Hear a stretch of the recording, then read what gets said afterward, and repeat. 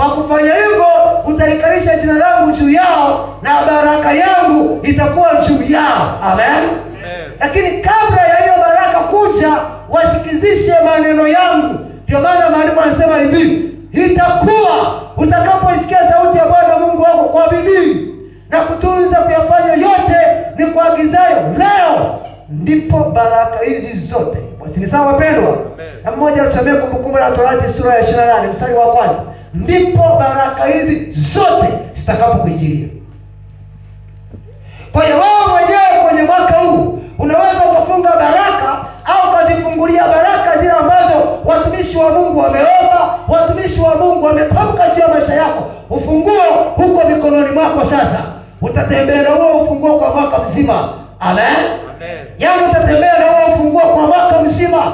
Unaweza ukazifunga pamoja na watumishi wa Mungu kutamka, pamoja na watumishi wa Mungu kukuombea, pamoja na wewe mwenyewe kutamka mwaka mpya. Unaweza ukafunga ukasema sitaki baraka za Bwana. Na unaweza ukafungua ukasema Bwana, maeneo ambayo sikufanya vizuri mwaka uliopita, mwaka huu narekebisha, nataka kuwa miongoni mwa wale ambao watapata baraka tele kutoka kwako. Amen. Amen. Amen. Amen. Amen.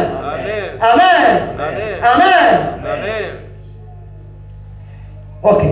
Zaburi 138 mstari wa 2. Unajua bado tuko kwenye mwezi wa kwanza. Bwana Yesu apewe sifa. Amen. Na hii ndio ibada ya kwanza ya Jumapili. Anasema hivi, kwa ajili ya uaminifu wako Mungu ameikuza ahadi yake mno kuliko jina lake lote.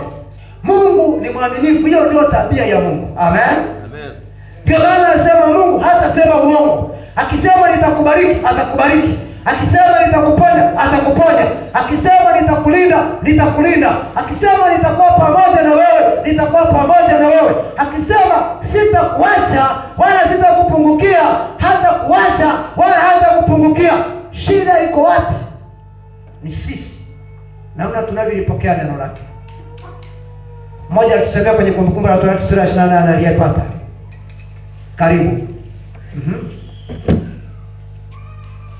Itakuwa utakaposikia sauti ya Bwana. Itakuwa utakaposikia sauti ya Bwana. Bwana Mungu wako. Kwa bidii. Kwa bidii. Kutunza kuyafanya maagizo yake yote. Kutunza kuyafanya maagizo yake yote. Ni kuagizayo leo. Ni kuagizayo leo.